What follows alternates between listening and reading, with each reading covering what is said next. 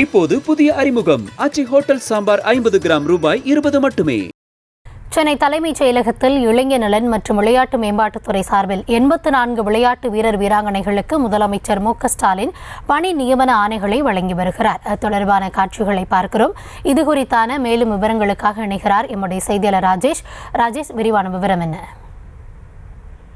கௌதமி வணக்கம். தமிழக முதலமைச்சர் மு.க.ஸ்டாலின் அவர்கள் தற்போது சென்னை தலைமைச் செயலகத்தில் நடைபெறக்கூடிய அந்த நிகழ்ச்சியில பங்கேற்றிருக்கிறார்.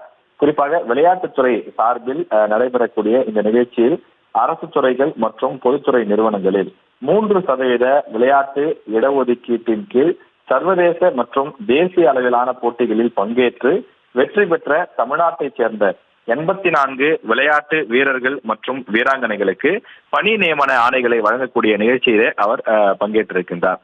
ஏற்கனவே விளையாட்டுத் துறையிலே சாதனை படைக்கக்கூடிய வீரர்களை தொடர்ந்து ஊக்குவிக்கக்கூடிய வகையிலே அவர்களுக்கு 3% இடஒதுக்கீடு வழங்கப்படும் என்று தெரிவிக்கப்பட்டிருந்தது. எனவே அதற்கான அரசாணையம் கூட வெளியிடப்பட்டிருந்த நிலையில் தற்போது அது செயல்பாட்டிற்கு வந்து இதன் மூலமாக இன்றைய தினம் 84 பேர் பணி நியமன ஆணைகளை பெறக்கூடிய நிகழ்ச்சி நடைபெறுகிறது.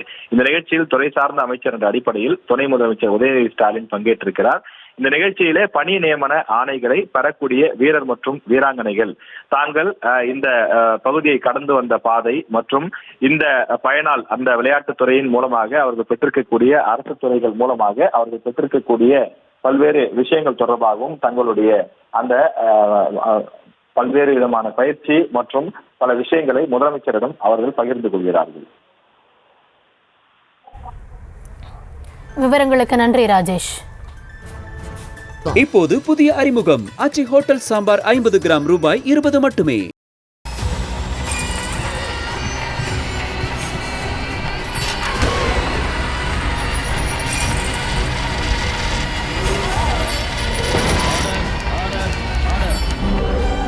நிகழ்தகவு குற்றங்களின் மறுபரிமாணம் நாள்தோறும் இரவு 10 மணிக்கு இணைந்திருங்கள் நமது நியூஸ் தமிழ் தொலைக்காட்சியோடு.